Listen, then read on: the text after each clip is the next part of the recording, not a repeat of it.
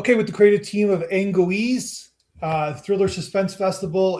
I would call this poetry thriller film. Is that a fair assessment? Yes, I think it is.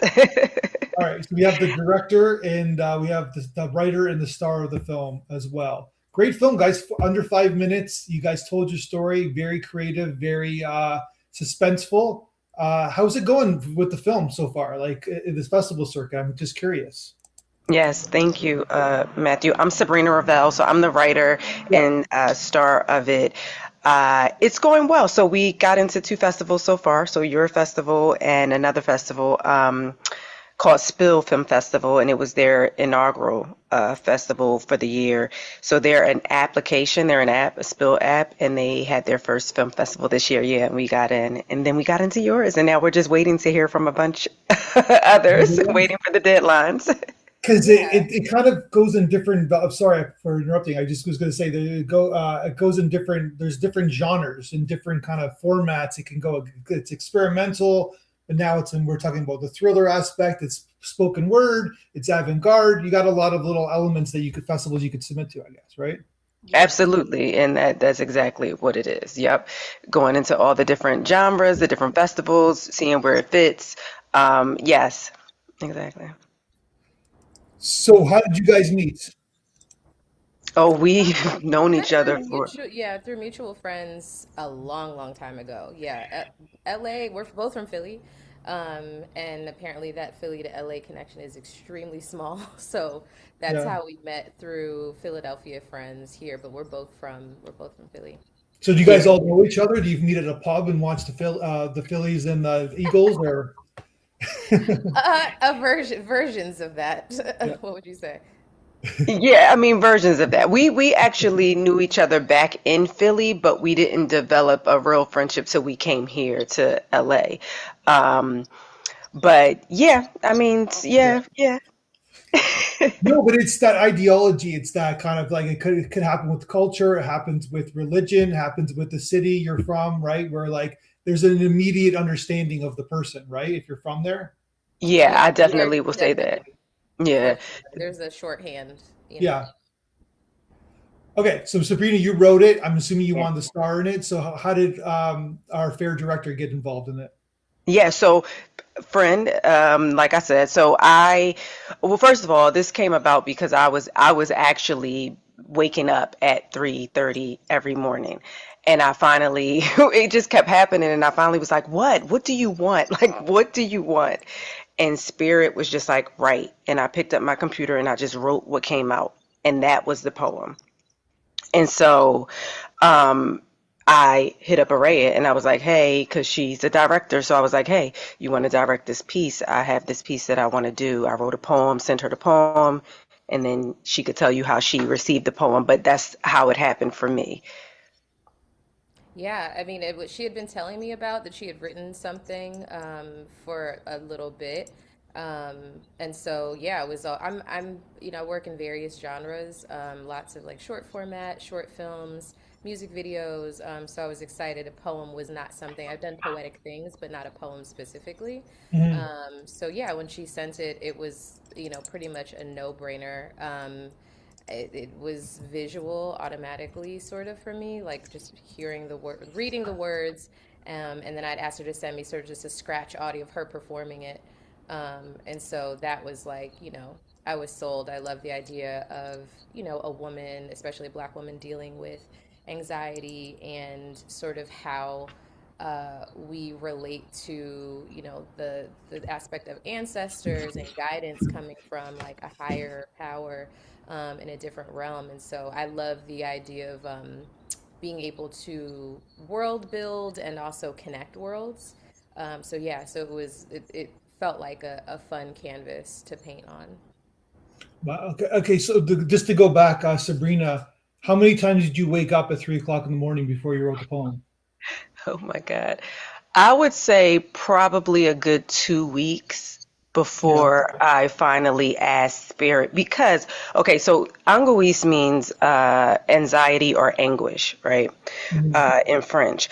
And so I did assume I was having and suffering from anxiety. And so I chalked it up to that at first, you know what I mean? But then finally, I was like, it has to be something deeper. What is going on? And it's the same time every night. Like, what is happening? And so I finally just asked Spirit, God, whatever you want to name it, what is going on? And my ancestor spoke to me, and I just wrote it, and it stopped. I wasn't waking up at 3:30 anymore. And so my kind of message to the world with this is that a lot of times we believe we're dealing with anxiety, we believe we're dealing with depression, but a lot of times we are not following through on our purpose, like what we're here to do, what we're meant to do. And when you don't attend to those things, when you don't finish things, when you don't complete things, when you don't do what you say you're going to do or what spirit has given you to do, then that is what builds up to anxiety, right? When you don't remember that you have a spirit team to call on, to support you in whatever you're going through, that is when anxiety can creep in, and I'm not saying that's true for everyone, but that is what it was for me. My ancestors reminding me of who I am, what I'm here to do, and get to it. You have something to do here. You have something to say here. Get to it. Yeah, I like that. I just want to follow up on what you just said. So when did you know that you had a spirit team? Oh, I've known I had a spirit team since I was a little, little, very, very, very little Did kid. someone tell you that, or did you kind of pick it up yourself? No, pick it up myself. So I've had a lot of spirit spirit encounters, and so I picked it up myself.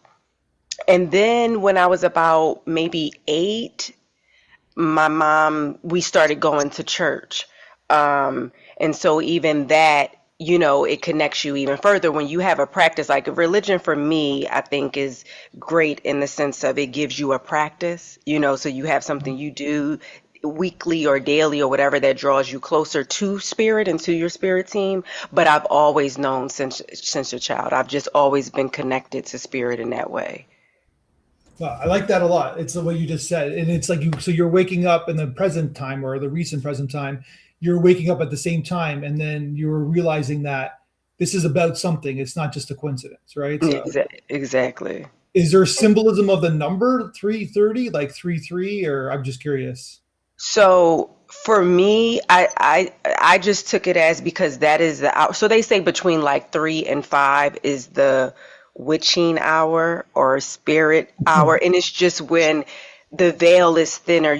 They can communicate with you much easier because there's not a whole lot of Yeah, stuff going on in the world, and so that's what I took it as. It's just the hour that they could get to me, that they could affect me much easier was 3:30. You know. So yeah, I it's like that. known as like the spirit hour. Hmm. All right, so I want to talk about the film itself, the making the film itself. By the way, great, you did a fantastic job with it. There's no false moments. These type of films, I was just talking about this in at length in another podcast, but these type of experimental and nature films, if the performance is a little bit off, it's the I'm talking from like third viewing, the audience kind of just removes himself from the film because Hmm. you're taking us into this outer world, this world that doesn't really exist, right? So it's like we have to believe in the character, and you did a fantastic job. I just want to point that out. Thank you, Matt. I appreciate that.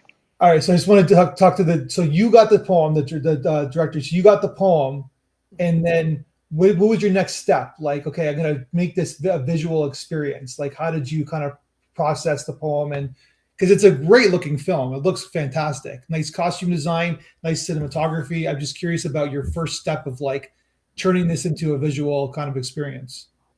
So my first step is sort of the same as it is with like most scripts that I receive, where I just kind of isolate. And I'm very, very inspired when it comes to like audio. So I'd asked her to do, that scratch track, and that became a great Mhm. reference for us, honestly, throughout the entire project. The pacing of it, the energy of it, and so almost using that as sort of a playlist or soundtrack to sit with it. And then I made an actual playlist, and I just sort of sat down and started just doing notes of what I saw. One of the things I specifically remember was like listening to it walking around my neighborhood, sort of like on repeat, like just listening to her words on repeat, and then, Mhm. like jotting down on my phone the visuals that I saw. And instantly, it sort of felt like, okay, there's this portal, there's this place where she keeps waking up, right? But then that's connected to these other worlds and these other versions of her. And so, yeah, that looked like doing that walk, listening over and over again, coming home and just starting to just really free write. I try not to be too organized, and I try to I try to channel as well. Like, I feel like my practice is a bit spiritual too, where it's just kind of shut everything out and just dump. And then sort of go back and see the through lines and how to connect it and what's the actual like beginning, middle, end, if there is something that linear. And this was just really fun to play with because she is in, like these multiple spaces, not just physically, but also representative of like her spiritual state and mental state. Yeah. And I was very like specific on, so I already had, because it was a personal experience, you know what I Yeah. mean? I already had like specific things that I wanted and wanted to see, like me being on that bed in a place where you would not see a bed, you know what I mean? Yeah. Was something I really, wanted. And I went on Craigslist to buy that mattress. And like it was like, we're going to have this, we're going to have this. So I already had like a lot of the visuals of what I actually wanted it to look like and be. And then Araya came in and just executed that. You know what I'm saying? So yeah, it was a fun, like collaborative experience. Like we did everything. You know what I mean? The sets Yeah. with the everything. The costume design besides the goddess scene. Vincent Smith did the costume design for that, which was perfect. I mean, he found exactly what I wanted with that look, so that was like amazing. But yeah, the collaboration was like, it was cool. So you started in the water and you kind of end in the water. So there's a symbolism of the water. So you had that the vision already, like, or Yeah, I always wanted the beach. I actually saw, so it was kind of flipped. We used it to do both, but originally I saw the bed on a street in the middle of the street. okay, That's where I originally saw it, and I saw the beach for the ending, like we were, like you were just saying, yeah, um, because water always represents like a transformation, a cleansing, and all of that for me.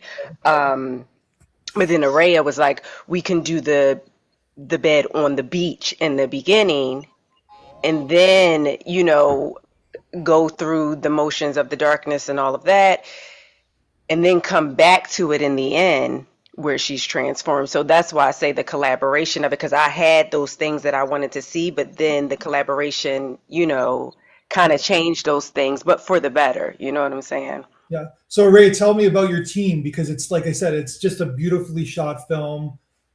She referenced the wardrobe, like obviously the gold. I'm going to call it the gold outfit. I know it's being general, but it's just fantastic. And the editing is just like because even that scene with the outfit is that it's almost like someone's putting it on you, right? And it's sort of Yeah. like the way it was edited and the way it was shot, but then edited is like fantastic. So tell me about your team and like the collaboration because it's did you work with these people in the past or because everybody Yeah. seems to be on their top game?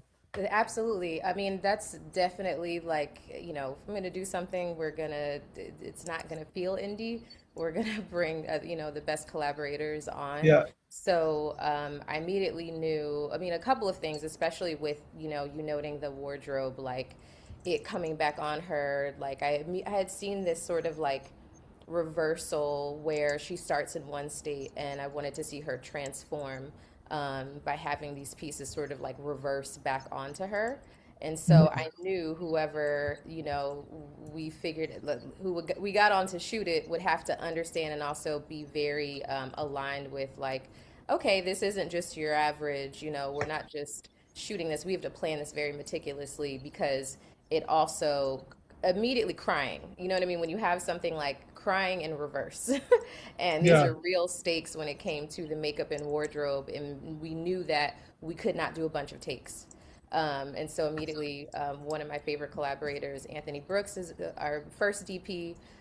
So he is who started with us, and him and I had been to that beach, and really like, he went out with me location scouting because it was really important to find something that felt sort of like otherworldly and not you could just like look like it was in a car commercial or something that you saw Yeah. last week.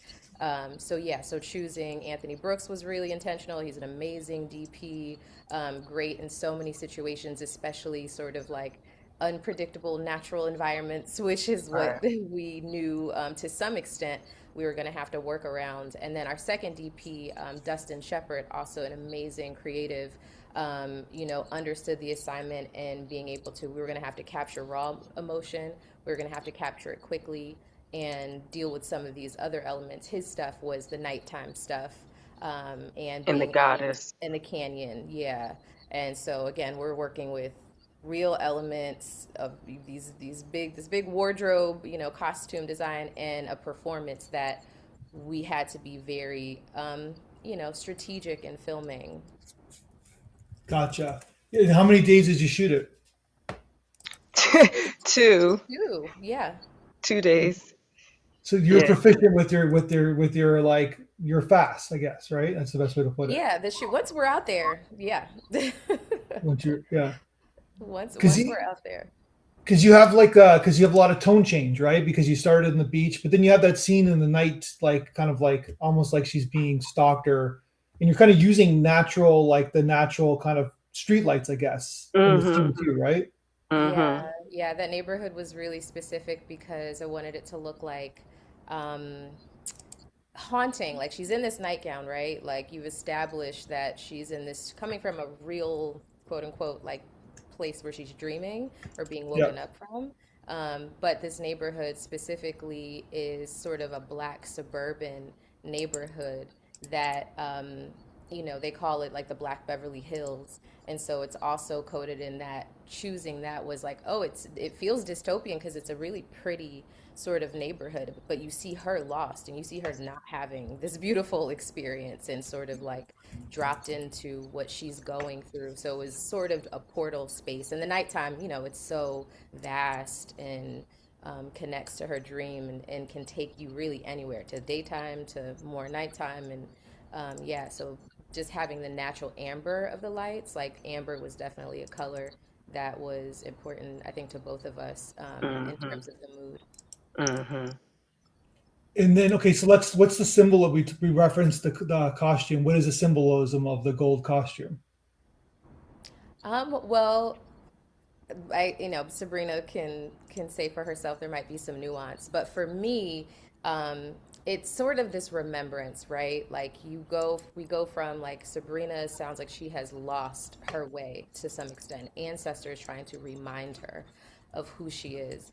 And so I knew the peeling of the pieces, the dropping of like these beautiful, regal, sort of royal, ornate costume pieces coming back onto her. It's like, oh, wait, you saw her in this really raw state, but look at who this like queen goddess person is. And we start to go back and see this like other side of her.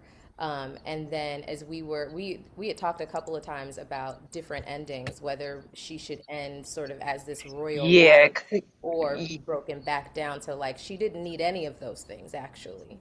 And her raw Right. self, without Right. the gold and all of that was where it ends, is her truest and most supported state. Like she's just as powerful, if it's probably more powerful without the heaviness of the Mhm. garb and these like beautiful like she's both, she's royalty but also she is beautiful and important, you know what I mean? And like has a complete mission, just raw, just as she came into this world, like, Yeah.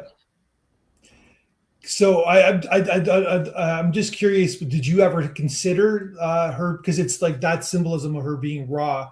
Did you ever consider like nudity in the film, or you didn't want that to take away from the meaning of the No, film? I did, but not where you kind of similar to how you see it now, but not where you not not full nudity or anything like that, but yes, like it's, simulates nudity because like she said, so I always saw her, the garb coming on her as like, okay, she's this queen, she's this goddess, as the words say.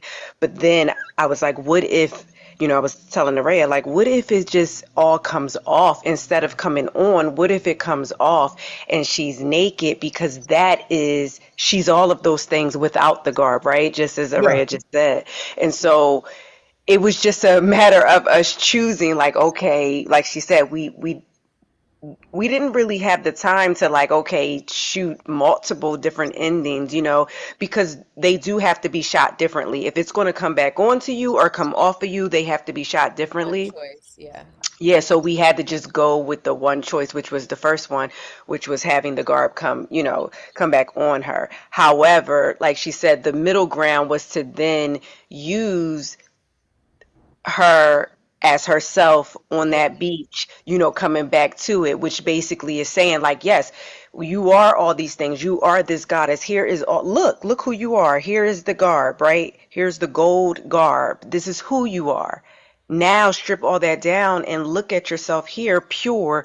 The water has, cleansed you. You're still that without this garb. So take Mhm. what you just saw and know that this is you. You know what I mean? At heart. You don't need that to feel like the goddess. So that's how we married the two. Yeah, totally. Yeah, and like just from there's a certain style to the film too, right? So it kind of works the way it was. It's like there's not a raw. There's not a. It's like it's kind of stylized. It's a stylized poem, so it's not raw. So kind of like it works the way you did it, right? So Right. yeah, Yeah. that makes sense. Like Yeah. there's a sexiness to your character. I don't know if you. Yes, Yeah, yeah, definitely. Yes, of course. yeah.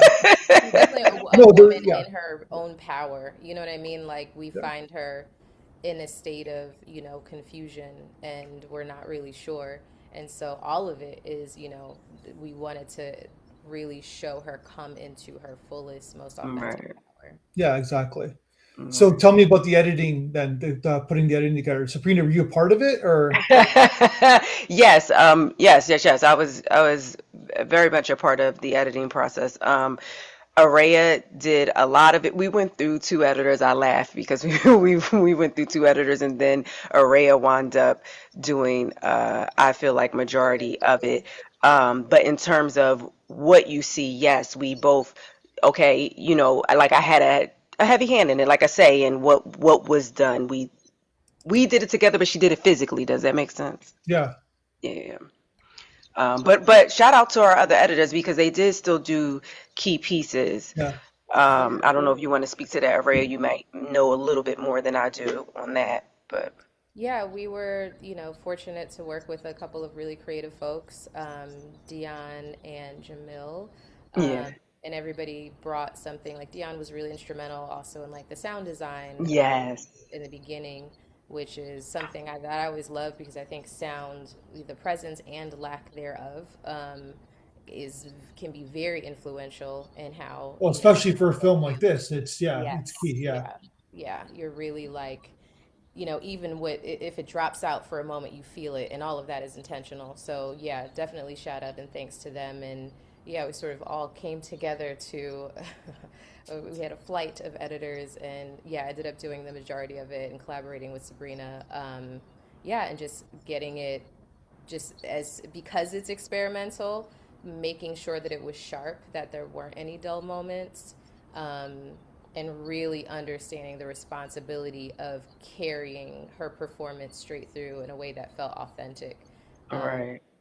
because that was something you mentioned as well, like just having a performance that really, it was like if for 1 second it starts to feel unrealistic or too yeah. heavy-handed or not grounded, it's a very, very thin line. So yeah, that it was 1,000% a collaboration, and I edited, which I used to do in a former life, but it all still, yeah, I've been editing for many, many years. So Yeah.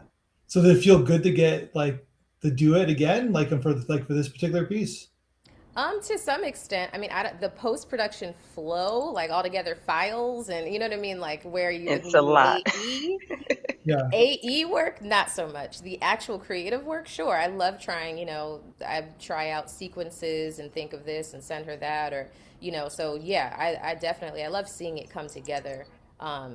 For sure. It's a payoff. And I'm somebody that'll also like, I'll throw on a temporary track or sound, or you know what I mean, just to like land the plane, even if we're just trying out a sequence, just like, okay, how does this feel? So yeah, it's definitely satisfying part of the process. So from her phone call to the end to the final product, you done distributing the film. How long was the process? About 5 years off and on. 5 years. Yes, Yeah. we literally did. That's why I laughed earlier when you said, how long did it take? Because it literally was only 2 days, but it was one day, 4 years apart. Like one Yeah. day in Gotcha. 2020, and then one day in like 2024 or 2025. When was it? Yeah, we started around COVID. Yeah, So around COVID was yeah, 2020. And then I would think it was 2025, but we didn't finish like the edit or anything the till now. post. Yeah. It's like when, because labor of love, doing, friends are doing Hmm. everything, then you're doing everything, then everybody's doing everything, Yeah. working, getting paid. It should not have taken this long. I will say that. I think we all just got lax at some point, you know what I mean? And then finally was like, no, we need to finish this thing. We need to finish this. Yeah. Gotcha. And now it's done, right? Yeah, Yeah. now it's done. And you guys are gonna work. You think you're gonna work together again? We'll see. Possibly. We'll see what Yeah, God we'll has in see. store. Yeah. Yeah. Yeah. We're both very spiritual people, so I think where we feel led is where we'll go. Yeah. Yeah. But you're busy. You're doing your own thing, I guess, in Los Angeles. Yes. Yeah. I mean, I'm my bread and butter is acting. I'm Yeah. I'm a actor. Moving into the space of directing and writing, which is exciting. But yeah, bread and butter is acting. So, you can catch me on the crossover on Disney Plus. And what was that one? The Homecoming on it was a CW show. It's on Netflix now. Yeah. So yeah. Yeah. Yes. Yeah. And I just started my own, me and a co-founder, one of my creative partners, started a production company last year, which we're really excited about, and did a proof of concept for a TV show. So we're in post for that. And I just finished a short film script, proof of concept for like a dark comedy thriller. So yeah, so I feel like the ideas are always going. We're always like a Yeah. few projects ahead of the one you're working on. So yeah. Well, it's an interesting time in the industry. You guys are extremely talented individuals. I love this film. I hope it does well on the festival circuit. It's a different film. It's what these film like. I go after these films. I love these type of films because that's what for me. That's what short filmmaking is all about. Kind of like stretching the boundaries, telling it a unique story, telling an original point of view. And I think you accomplished that with this film. So I know it's a long process. I hope it's worthwhile at the end. And but yeah, anybody can see this film. So like I'm after the festival circuit, just put it up there, get eyes on it, and Yeah. people will call. That's the Awesome. goal. Thank you so much, Matthew. We Yes. appreciate it. Thank you. All right, let's talk again, either individually or together when you guys make your next films. Okay, will Absolutely. do. All Thank right. you. Take care. Thank you. Thank you.